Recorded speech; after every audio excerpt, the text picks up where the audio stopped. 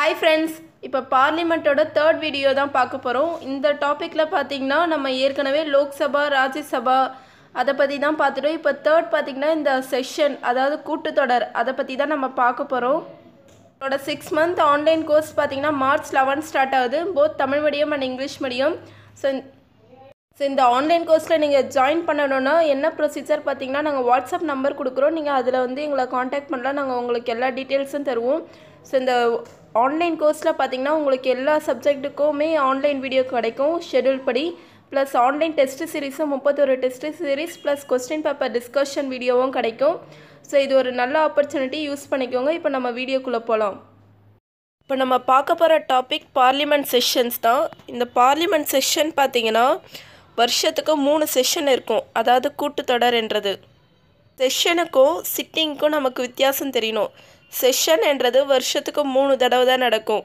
ஆனால் வந்து சிட்டிங் என்றது பார்த்திங்கன்னா டெய்லியுமே நடக்கும்.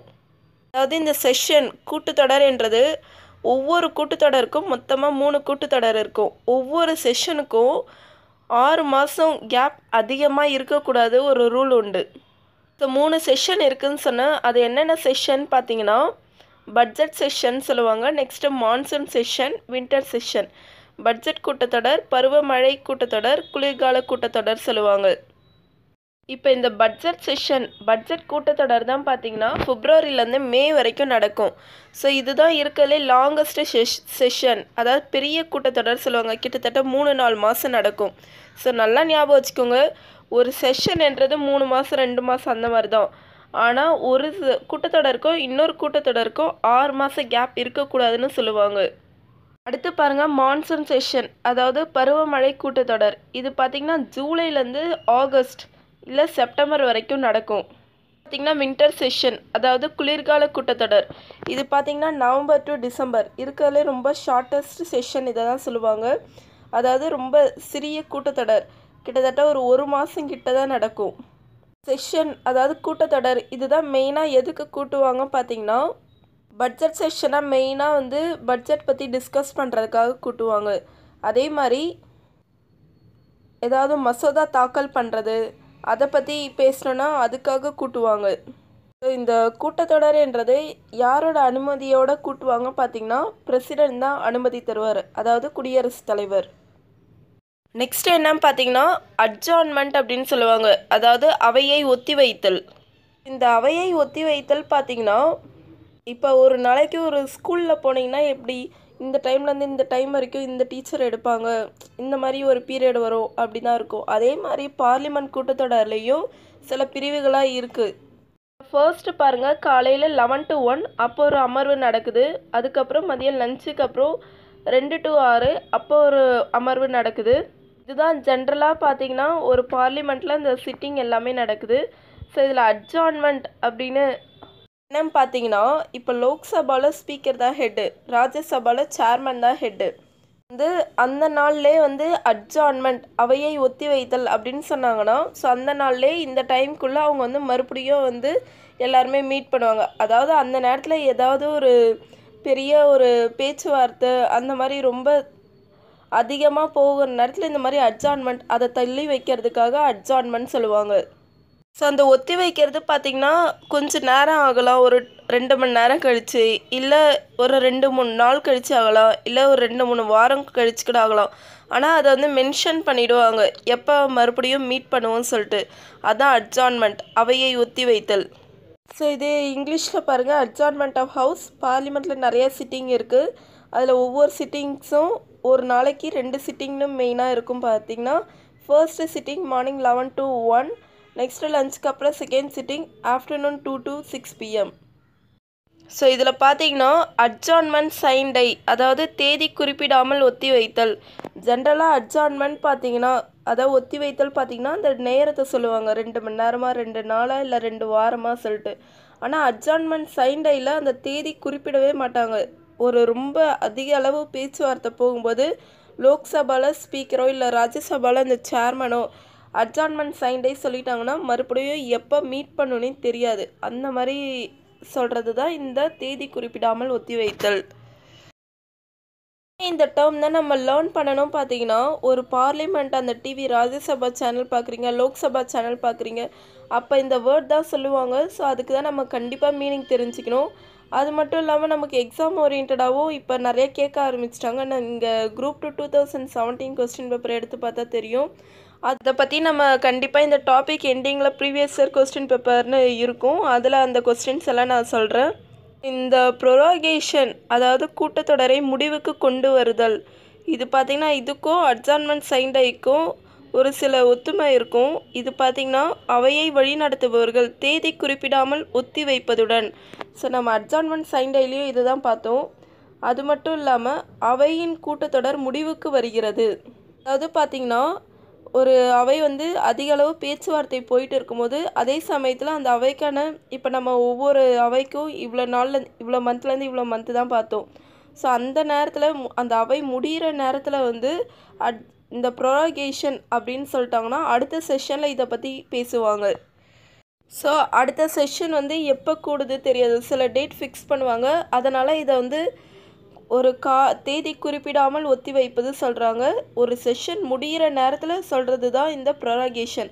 அட்ஜார்ன்மெண்ட் சைண்டை என்றது ஒரு செஷன் நடந்துகிட்டு இருக்கும்போது அந்த செஷனுக்குள்ளே அட்ஜார்ன்மெண்ட் சைண்டை சொல்லிட்டாங்கன்னா ஏதோ ஒரு டேட் அந்த செஷனுக்குள்ளே வந்து மறுபடியும் தொடங்கும். ஆனால் ப்ரொரோகேஷன் என்னன்னு பார்த்தீங்கன்னா ஒரு செஷன் வந்து முடிகிற நேரத்தில் அட்ஜார்ன்மெண்ட் சைன் அதாவது ப்ரொரோகேஷன் சொல்லிட்டாங்கன்னா அடுத்த தான் அதை பற்றி பேசுவாங்க. அதே சமயத்தில் பார்த்தீங்கன்னா குடியரசுத் தலைவர் வந்து விரும்பினால் ஒரு நடந்து கொண்டிருக்கும் கூட்டத்தொடரை முடிவுக்கு கொண்டு வரலாம். ஏன் இப்படி சொல்கிறாங்கன்னா ஒரு கூட்டத்தொடர்ன்றது ரொம்ப அதிக அளவு பேச்சுவார்த்தை போய் அதுக்கு வந்து ஒரு முடிவே இல்லாமல் போயிடுச்சுன்னா அந்த நேரத்தில் பிரசிடென்ட் நினச்சார்னா அந்த கூட்டத்தொடரை முடிவுக்கு கொண்டு வந்துடலாம். எல்லாமே இந்த கூட்டத்தொடர் பார்த்திங்கன்னா ஒரு வருஷத்தோட ஃபர்ஸ்ட்டு ஸ்டார்டிங்லேயும் சரி எண்டிங்லேயும் சரி அதை பிரசிடென்ட் தான் தொடங்கி வைப்பார், அதுக்கப்புறம் முடித்து வைப்பார். டிசால்யூஷனாக ஒன்றும் இல்லை, அவையை கலைத்தல். நான் இதை பற்றி ஏற்கனவே சொல்லியிருப்பேன். லோக்சபா மட்டும்தான் வந்து கலைக்க முடியும், ராஜ்யசபா வந்து கலைக்க முடியாது. ஏன்னா லோக்சபா வந்து 5 வருஷத்துக்கு ஒரு தடவை கூடும், நடுவுலையும் கலைக்கலாம். ஆனால் ராஜ்யசபா அது வந்து ஒரு பர்மனண்ட் ஹவுஸ், அதை வந்து யாராலையும் கலைக்கவே முடியாது. ஸோ இந்த அவையை கலைத்தல் என்றது பார்த்திங்கன்னா லோக்சபாவுக்கு தான் பொருந்தும், ராஜ்யசபாவுக்கு பொருந்தாது. இந்த லோக்சபா அதாவது அங்கே வந்து எப்போ வந்து இந்த அவை கலைத்தல் டிசால்யூஷன் அது நடக்கும் பார்த்திங்கன்னா ஒன்று வந்து பார்த்திங்கன்னா மினிஸ்டர் பிரதமரே போய் குடியரசுத் தலைவர்கிட்ட இந்த மாதிரி டிசால்வ் பண்ணிவிடுங்க, அவையை கலைச்சிடுங்கன்னு சொல்லிட்டாங்கன்னா அது ஒரு படி அவை கலைக்கப்படும். என்ன பார்த்திங்கன்னா அந்த ரூலிங் பார்ட்டி அதாவது ஆளும் கட்சி அங்கே இருக்கிற அந்த எம்பிஸ் அவங்களுக்கே வந்து ஒரு நம்பிக்கை இல்லாமல் இருந்ததுன்னா அந்த மாதிரி ஒரு கலவர அப்பையும் இந்த மாதிரி டிசால்யூஷன் ஒன்று நடக்கும். இது வந்து அவை கலைதல் அப்படின்னு ஒரு கட்டத்துக்கு வந்துடுச்சு பார்த்திங்கன்னா அந்த நேரத்தில் அந்த கட்சியால் நிறைவேற்றக்கூடிய பில்ஸ் அதாவது மசோதாக்கள், அதுக்கப்புறம் தீர்மானங்கள், அப்புறம் அறிக்கைகள், கோரிக்கைகள், உறுதிமொழிகள் இது எல்லாமே வந்து பெண்டிங்லேயே நிற்கும். டைம்லேயும் பார்த்திங்கன்னா சில முக்கியமான பில்ஸ் அதாவது கண்டிப்பாக இந்த பில்ஸ் வந்து வந்து ஆகணும் அப்படின்னு இருந்தால் இல்லை ஏதாவது ஒரு கமிட்டி வந்து போய்கிட்டு இருக்கு, ஏதோ ஒரு விஷயத்தை பற்றி டிஸ்கஸ் பண்ணிகிட்டு இருக்காங்க, அதெல்லாம் பார்த்திங்கன்னா கண்டிப்பாக நடந்து தான் ஆகும் என்ற மாதிரி சொல்கிறாங்க. இதே இங்கிலீஷில் பாருங்கள், இதை பற்றி சொல்கிற ஆர்டிக்கல் என்னென்னா அதாவது பிரசிடெண்ட் வந்து கலைப்பார் என்ற சொல்கிற ஆர்டிக்கல் என்னன்னு பார்த்திங்கன்னா ஆர்டிக்கல் 85. இதை பற்றின விஷயம் பார்த்திங்கன்னா நம்ம கான்ஸ்டியூஷன்லே சொல்லியிருக்காங்க. அவை வந்து கலையும் அந்த கட்டாயத்துக்கு வந்துடுச்சிங்கன்னா கண்டிப்பாக இன்னொரு எலெக்ஷன் கண்டக்ட் பண்ணி அதில் புதிய லோக்சபா மெம்பர்ஸ் எல்லாம் செலக்ட் ஆகி அவங்க தான் நியூ ஹவுஸ் ஃபார்ம் பண்ணுற மாதிரி இருக்கும். இதில் ஒரு சில விஷயம் இங்கிலீஷில் வந்து அதிகமாக இருக்கும், இல்லை தமிழில் வந்து அதிகமாக இருக்கும். ஸோ அது வந்து உங்களுக்கு வந்து எந்த ப்ராப்ளமும் இருக்காது. இங்கிலீஷில் இருக்கிறவங்க இங்கிலீஷில் நோட் பண்ணிக்கோங்க, சப்போஸ் நான் தமிழில் சொன்னேன்னா தமிழையும் நோட் பண்ணிக்கோங்க. ஒரு சென்டென்ஸும் உங்களுக்கு கான்செப்ட் புரிஞ்சிட்டா போதும், நீங்கள் வந்து ஒரு சிம்பிள் சென்டென்ஸாக மாற்றினா போதும். கோரம் பற்றி நான் ஏற்கனவே சொல்லியிருக்கேன். அப்படின்னா என்ன பார்த்தீங்கன்னா இப்போ டெய்லி வந்து அந்த பார்லிமெண்ட் சிட்டிங்கோ இல்லை செஷனோ எது நடக்கிறதா இருந்தாலும் அந்த அவையோட தலைவர் அதாவது சபாநாயகர், இதே ராஜ்யசபா பார்த்திங்கன்னா சேர்மன், அவங்க வந்து அந்த அவையை நடத்தணும்னா அங்கே இருக்கிற மெம்பர்ஸில் 1/10 ப்ரெசென்ட் ஆகி இருக்கணும். இதில் வந்து நமக்கு லோக்சபாவுக்கு தெரியும், லோக்சபாவில் குறைஞ்சது 545 பேர் அதை இருக்கணும்னு சொல்லிட்டு. ஸோ அதில் 1/10 பார்த்திங்கன்னா கிட்டத்தட்ட ஒரு 56 உறுப்பினர்களாவது கண்டிப்பாக இருக்கணும்னு சொல்கிறாங்க. அதே மாதிரி ராஜ்யசபாவில் பார்த்திங்கன்னா 245. ஸோ ஒரு 25, ஏன்னா 1/10 எடுத்தால் 24.5 வரும். ஸோ அதுக்கு நியராக 25 மெம்பர்ஸ் அது கண்டிப்பாக ப்ரெசென்ட் ஆகியிருந்தால் மட்டும்தான் அந்த அவை நடக்கும். அதை பற்றி சொல்கிறது தான் குவாரம். குவாரம் என்றது என்னன்னு பார்த்தீங்கன்னா அந்த 1/10 ஆஃப் மெம்பர்ஸ் அது ப்ரெசென்ட் ஆகிருக்கணும்.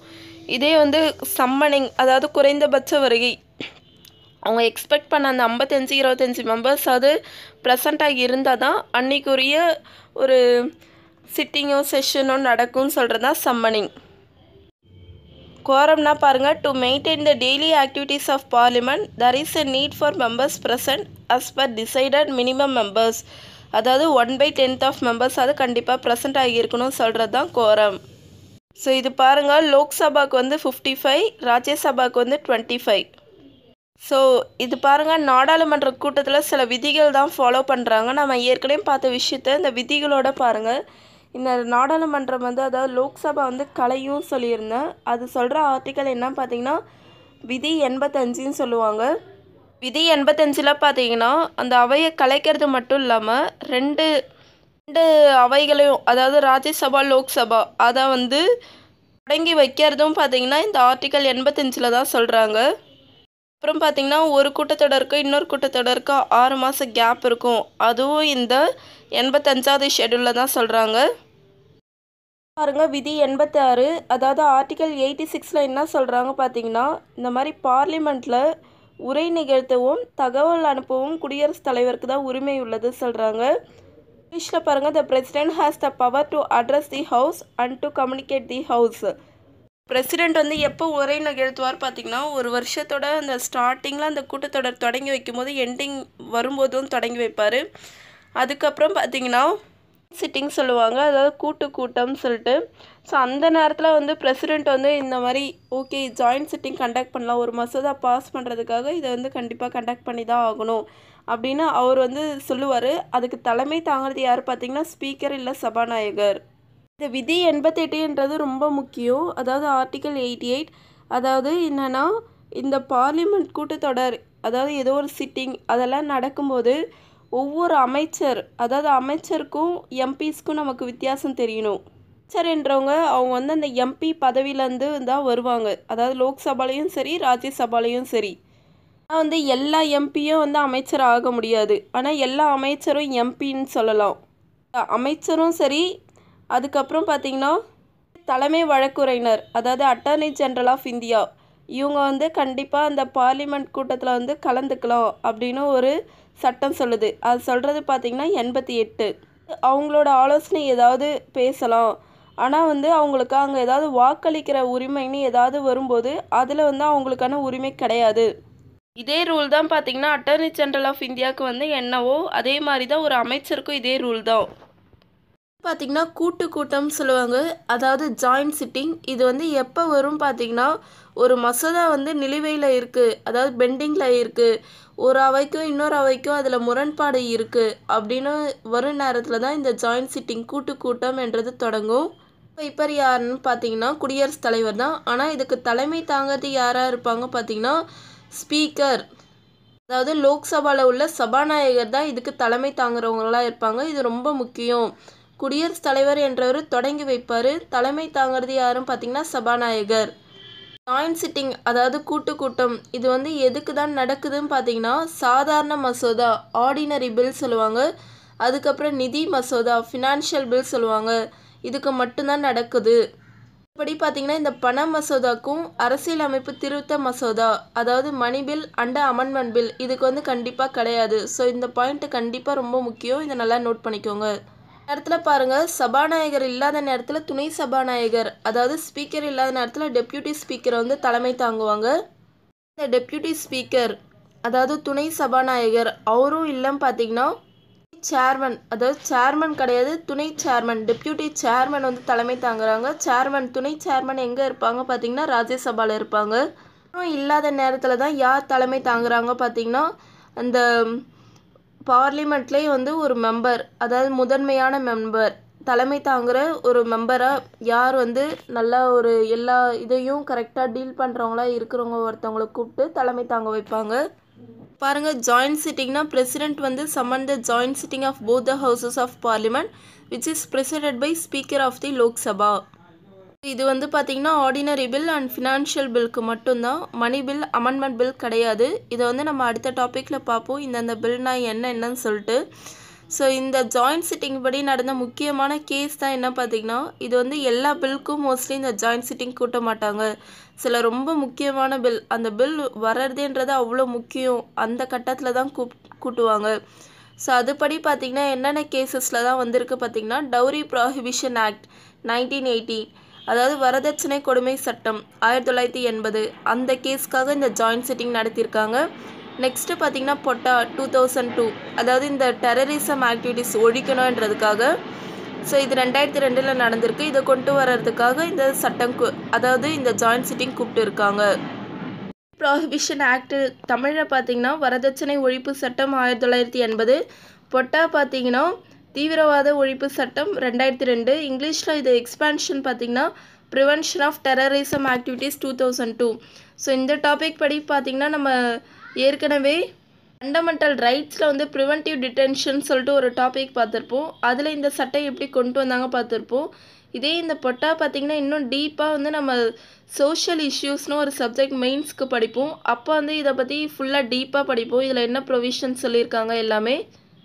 மந்த் ஆன்லைன் கோர்ஸ் பார்த்திங்கன்னா March 11 ஸ்டார்ட் ஆகுது. மார்ச் டு ஜூன் வரைக்கும் உங்களுக்கு கிளாஸஸ் இருக்கும், எல்லா சப்ஜெக்டும் இருக்கும், போத் தமிழ் அண்ட் இங்கிலீஷில்.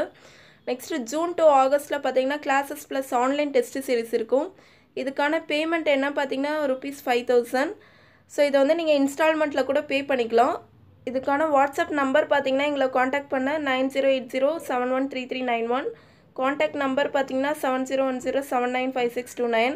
ஸோ இன்ட்ரெஸ்ட் இருக்கிறவங்க எங்களை இந்த நம்பரில் காண்டாக்ட் பண்ணலாம். உங்களுக்கு நாங்கள் இதுக்கப்புறம் என்ன டீட்டெயில்ஸ் வேணுமோ எல்லாமே சொல்லுவோம். இந்த இன்ஃபர்மேஷன் உங்கள் ஃப்ரெண்ட்ஸ்க்கும் ஷேர் பண்ணுங்கள், அவங்களுக்கும் யூஸ்ஃபுல்லாக இருக்கும். Thank you friends.